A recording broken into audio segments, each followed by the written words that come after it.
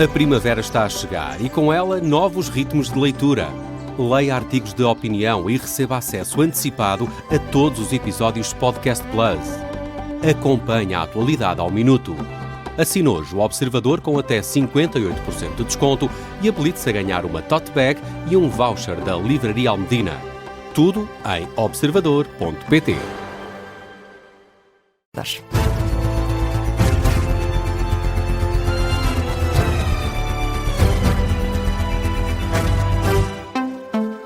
Jornal das 8 da Rádio Observador, edição da jornalista Vanessa Cruz. E Vanessa, o Governo acusa a UGT de ser intransigente nas negociações sobre a reforma laboral.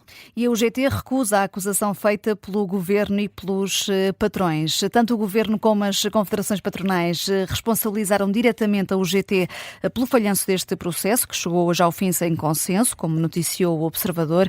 Perante as acusações, o secretário-geral adjunto da União Geral de Trabalhadores, Sérgio Monte, acusa o Governo de faltar à verdade. O que a UGT disse hoje ao Governo é que a proposta, tal como está, não é suscetível de permitir um acordo por parte da UGT. Acusar a UGT de intransigência é faltar à verdade, porque foi o próprio Governo que referiu que já havia mais de 60 artigos que tinham sido consensualizados.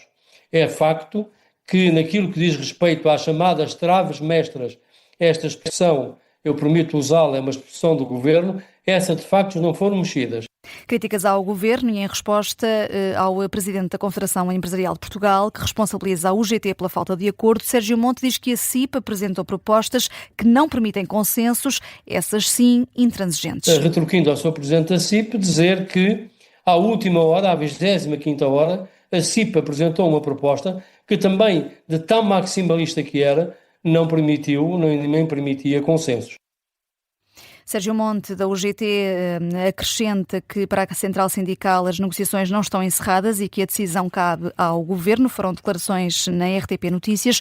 Ao Observador, no final da reunião no Ministério do Trabalho, o secretário-geral da UGT, Mário Mourão, disse que o Governo está com pressa e, se está com pressa, vai seguir o seu caminho. De acordo com a agência Lusa, o Executivo promete realizar todos os esforços para que seja possível um acordo. Certo é que a Ministra do Trabalho tinha dado indicação há algumas semanas que, se não houvesse entendimento, ia enviar o anteprojeto do Governo para o Parlamento. E vamos ouvir ainda a reação dos patrões que estão em sintonia nas críticas à UGT.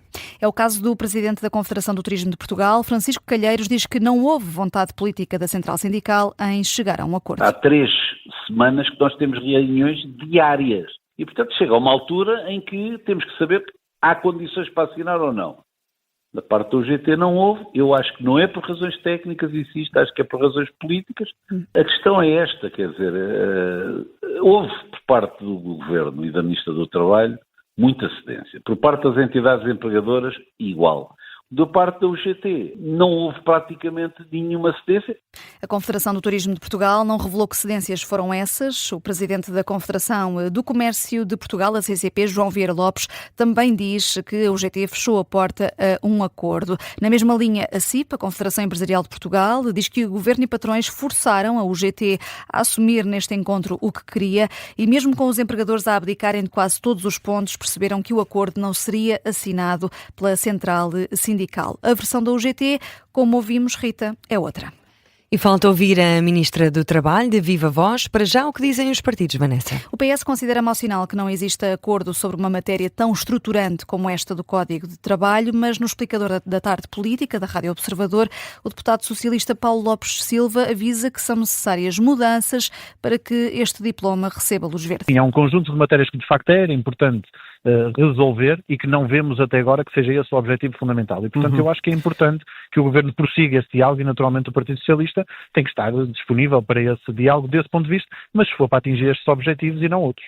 A posição do PS, o Chega, na voz da deputada Marta Silva, tem uma postura semelhante e avisa que o Governo tem de mudar de atitude. Não rejeitamos uma reforma laboral em si, mas exigimos que ela seja negociada a sério, sem atacar direitos dos trabalhadores, sem penalizar a parentalidade, sem facilitar os tais expedimentos de forma encapotada, não é? O Chega está mais próximo da ideia de que a lei do trabalho pode e deve ser modernizada. E pelo partido do Governo, o deputado do PSD, Paulo Marcelo, sublinha que apesar da falta de entendimento entre os parceiros sociais, a reforma laboral não é para cair. O Governo não deixará de apresentar ao Parlamento um projeto que permita ir ao encontro dessa necessidade de aumentar a produtividade e dar mais condições às empresas para serem produtivas. Já agora deixe-me chamar aqui a atenção. O Presidente António José Seguro hoje falou de crescimento económico. Isso é um sinal muito importante. PSD, Chega e PS no explicador, depois do falhanço das negociações do pacote laboral. Este pode ser o primeiro embate entre Belém e São Bento, tendo em conta que António José Seguro pré-anunciou um veto durante a campanha eleitoral ao anteprojeto do Governo, se o receber em mãos, tal como está. Também a marcar o dia, Marcelo Rebelo de Sousa foi condecorado por António José Seguro. Recebeu o grande colar da Ordem da Liberdade. Cumpriu-se a tradição, que foi iniciada por Jorge Sampaio. A cerimónia durou uns breves 2-3 minutos. À saída, o agora ex-presidente da República não quis falar, mas ainda tirou uma última selfie com os jornalistas que estavam à porta do Palácio Nacional da Ajuda.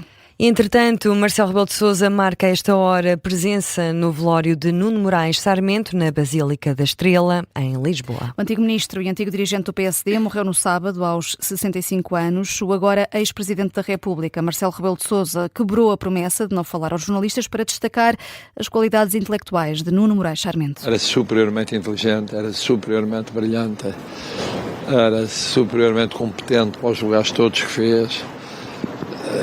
No partido, na política, na advocacia, em tudo, onde realmente esteve, na Fundação Luso-Americana. A saúde foi sempre um combate toda a vida, ou de muitas décadas de vida.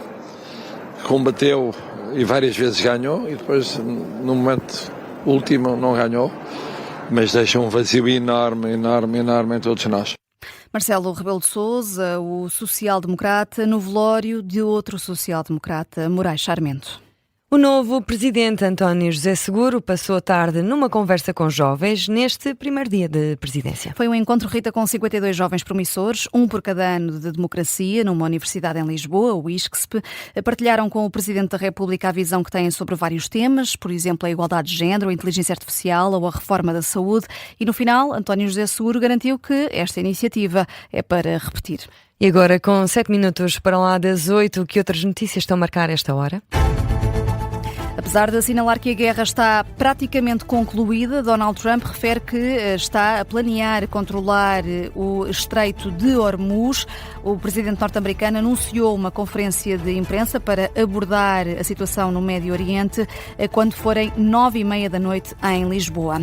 O presidente do Eurogrupo avisa, a zona euro deve preparar-se para uma longa instabilidade. Os ministros das Finanças da zona euro reuniram-se hoje em Bruxelas e alertam que o conflito no Médio Oriente vai afetar as cadeias de abastecimento e pressionar os preços da energia e também a inflação. O governo português anunciou um desconto de 3,5 cêntimos no preço do gasóleo para já.